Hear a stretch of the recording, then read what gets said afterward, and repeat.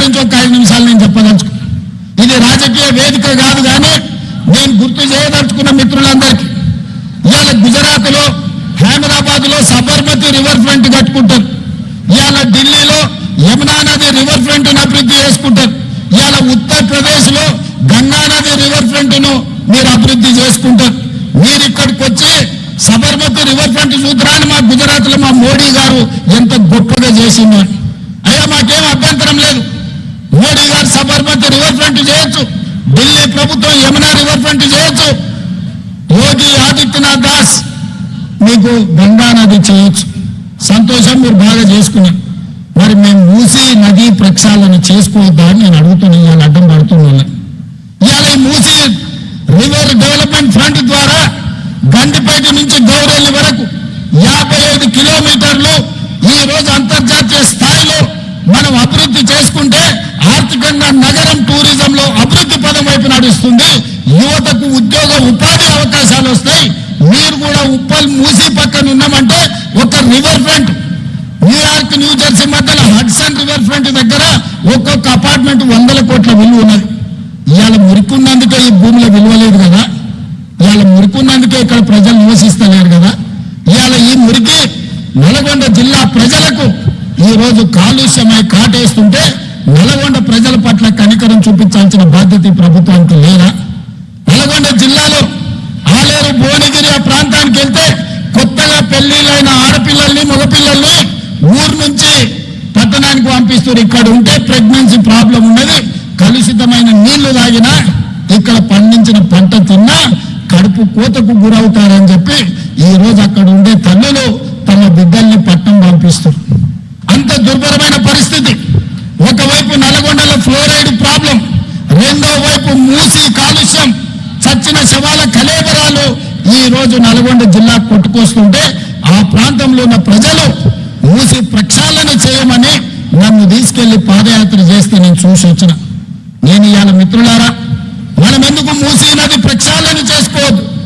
మూసీ నది ఒడ్డున ఉన్న పేదలకు ఏవైనా ఇల్లు పోతే ఇల్లు ఇద్దాం, ఉపాధి పోతే ఉపాధి కల్పిద్దాం, ఉద్యోగ అవకాశాలు కల్పిద్దాం, అవకాశం ఉన్న దగ్గర అభివృద్ధి చేద్దాం, వాళ్ళను వాళ్ళ పిల్లల్ని మంచి స్కూళ్ళల్లో చదువులు చెప్పిద్దామని అంటే లేదు, మేము అడ్డం పడతారంటారు. ఇవాళ కేంద్ర మంత్రి ఉన్న పెద్ద మనిషి ఇవాళ పెద్ద పెద్ద మాటలు మాట్లాడుతున్నాం. నువ్వు మూసీ నదికి అనుమతులు తెస్తావా తేవా? నువ్వు ఇక్కడ పార్లమెంట్ సభ్యుడు కదా అని నేను అడుగుతున్నా. అదేవిధంగా ఒకనాడు ఢిల్లీ తర్వాత మెట్రో మనకు 2వ స్థానంలో ఉండే, ఇవాళ 9వ స్థానానికి పడిపోయింది. కారణాలు ఏవైనా ఉండని, అడ్డుపడ్డోళ్ళు ఎవరు, కాళ్ళలో కట్టెలు పెట్టింది ఎవరు, నేను మాట్లాడదలుచుకోలే. ఇవాళ మనకు తెలివి వచ్చింది. ఇవాళ మనం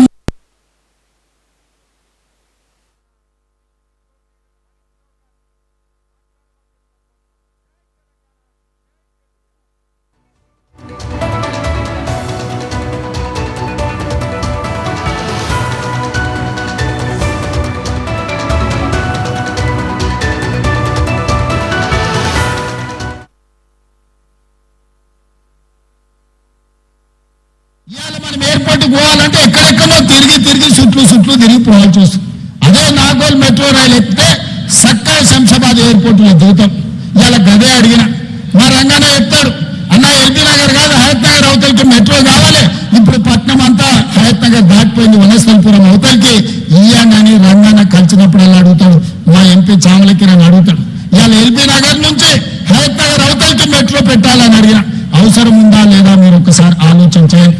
ఇట్లా చెప్పుకుంటూ పోతే 122 కిలోమీటర్లు మెట్రోను పొడిగించాలి, అంతర్జాతీయ నగరం చేయాలని నేను ప్రయత్నం చేస్తుంటే అన్ని అనుమతులు వచ్చినాక ఇక్కడి నుంచి కేంద్ర మంత్రిగా పనిచేస్తున్న ఆయన పోయి కాళ్ళ కట్టబెట్టి పుల్లలు పెట్టి ఇవాళ దాన్ని అర్ధాంతరంగా ఆపే పరిస్థితి వచ్చింది.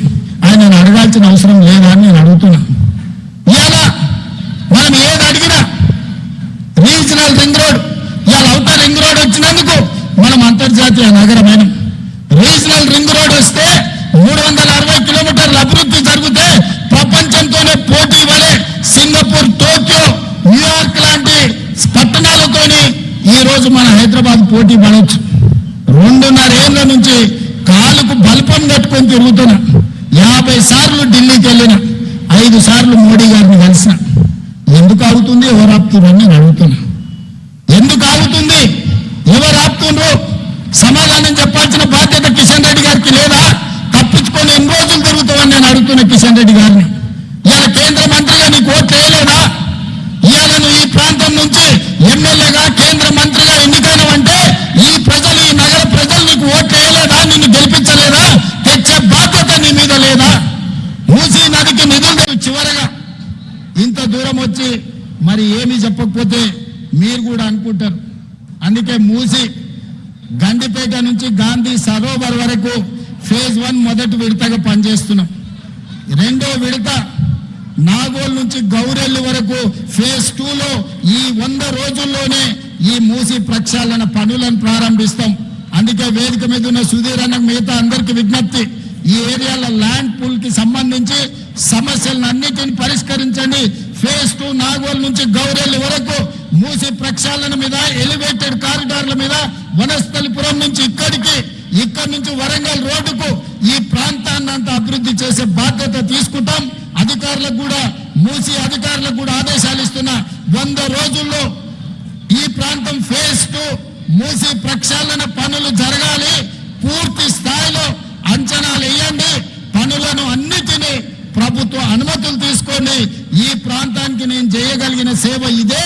ఈ ప్రాంతాన్ని, మూసీని ప్రక్షాళన చేసి ఈ ప్రాంతంలో ఉండే మౌలిక వసతులను ఈ రోజు అనుమతులు అన్నిటినీ ఇస్తాం.